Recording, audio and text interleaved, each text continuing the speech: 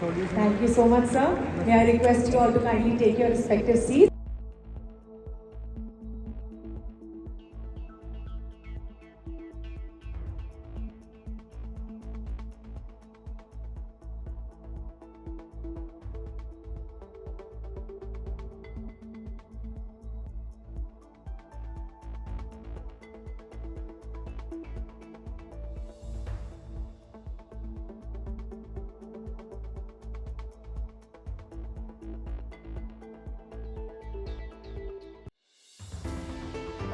Of beads, which is a replica of beads made with the same technology as was used. This, the memento. Let me tell you, the mementos given to the prestigious dignitaries on the dais depicts 12 to 13.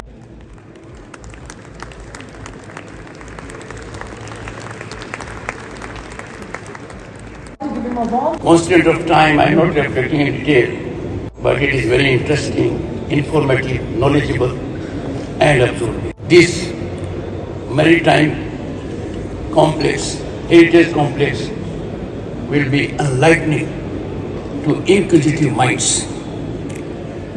Chhatrapati Shivaji Maharaj's formidable naval force successfully challenged foreign dominion, while Indian maritime expertise found testament when a Gujarati navigator guided Vasco da Gama to our shores.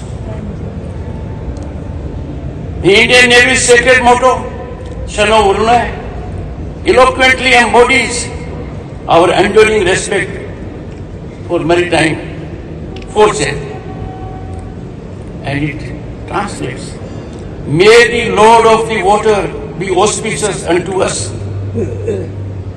Distinguished audience, this is the spirit and essence of our civilizational ethos. The National Maritime Heritage Complex in Lothal exemplifies unwavering commitment to honoring our seafaring legacy while inspiring future generations. And let me tell you, distinguished audience, it is gratifying to note that this is one of the several initiatives taken by the government in last decade in these directions. Modern India's maritime prowess manifests across all domains with its impressive 7,500 kilometer coastline, 13 major ports and 200 non-major ports, establishing it as an undisputed maritime powerhouse. Our port's remarkable annual handling capacity of 1,200 million tons of cargo underscores the maritime sector's pivotal role in our economic landscape.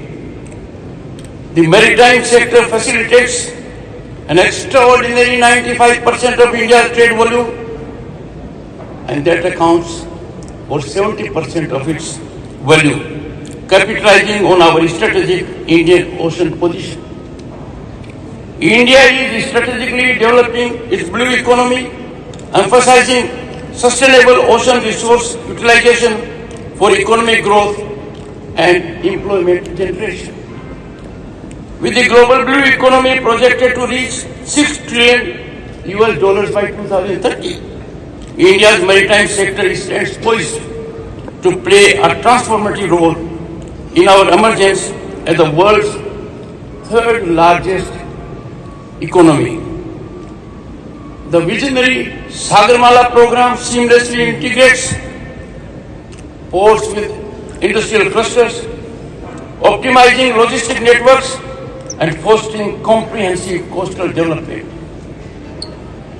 The Coastal Shipping Bill 2024 streamlines regulatory frameworks and enhances multi-modal trade connectivity.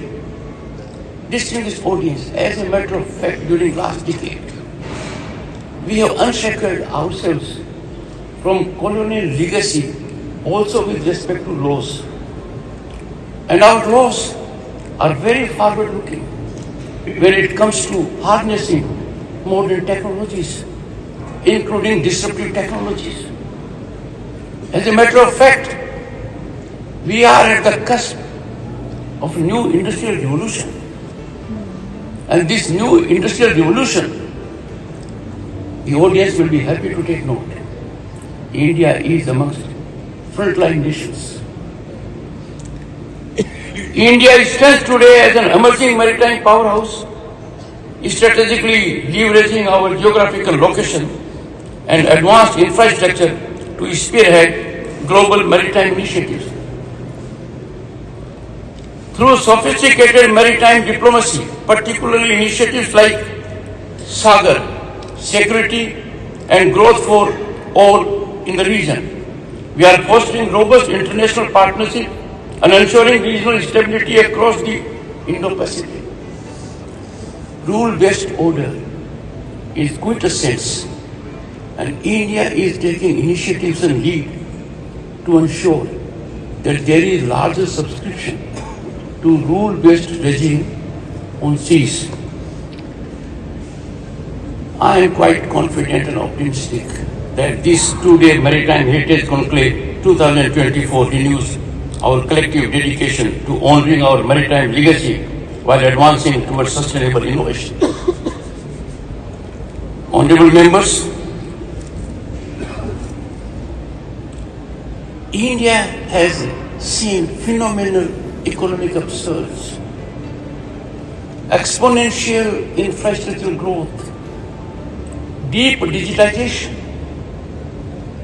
It has put itself on way to becoming third largest global economy just in a year or two.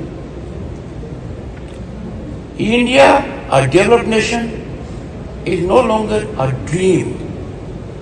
It is a goal that will surely be attained. India is no longer a nation with a potential. India is on the rise. The rise is unstoppable. Global institutions have accolated India's progress as a role model for the rest of the world. We certainly have to take pride that global institutions like the IMF, the World Bank, the World Economic Forum hold out India as a favorite destination of investment and opportunity. In any field, be it sea, blue economy, be it on land, be it in sky, or be it in space, India's rise